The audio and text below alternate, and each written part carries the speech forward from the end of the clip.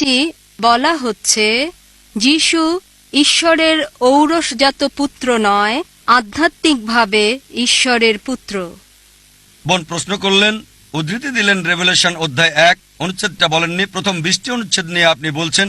আর alpha এবং omega অনুচ্ছেদ 11 revelation অধ্যায় 1 অনুচ্ছেদ 11, যেখানে যীশুখ্রিস্ট ভাই সাল্লাল্লাহু আলাইহি সাল্লাম বলেছেন আমি আলফা এবং ওমেগা।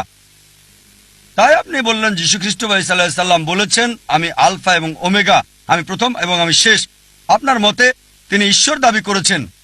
দেখেন, আমি বলেছি একটাও স্পষ্ট করে বলা বক্তব্য নেই, স্পষ্ট করে বলা একটা কথাও নেই পুরো বাইবেলে যেখানে যীশু ভাই সাল্লাল্লাহু আলাইহি সাল্লাম নিজে বলেছেন যে আমি ঈশ্বর, আমার উপাসনা করো। বলেননি। এখন আপনি বলছেন কারণ যীশু বলেছেন আমি আলফা এবং ওমেগা, এজন্য তিনি সর্বশক্তিমান ঈশ্বর। আলফা এবং ওমেগা দিয়ে কি বোঝাতে চান? আমি প্রথম এবং আমি শেষ কোন ক্ষেত্রে? আপনি কি বলতে চান যীশু খ্রিস্ট পৃথিবীতে প্রথম?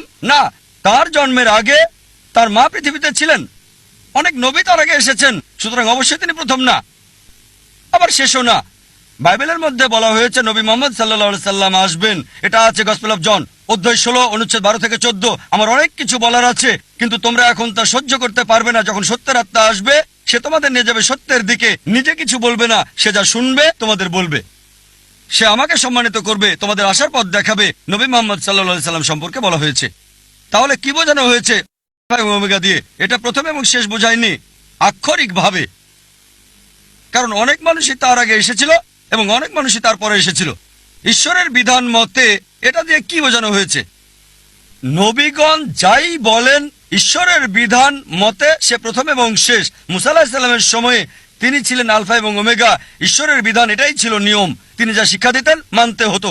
যীশু খ্রিস্টের সময়ে যীশু খ্রিস্ট সাল্লামের শিক্ষা ছিল আলফা এবং ওমেগা, সেটা মানে বাধ্যতামূলক ছিল। নবী মুহাম্মদ সাল্লাল্লাহু আলাইহি সাল্লামের সময় শিক্ষা ছিল আলফা এবং ওমেগা, এটা প্রথম এবং শেষ। এর মানে এই নয় তিনি ঈশ্বর দাবি করেছেন।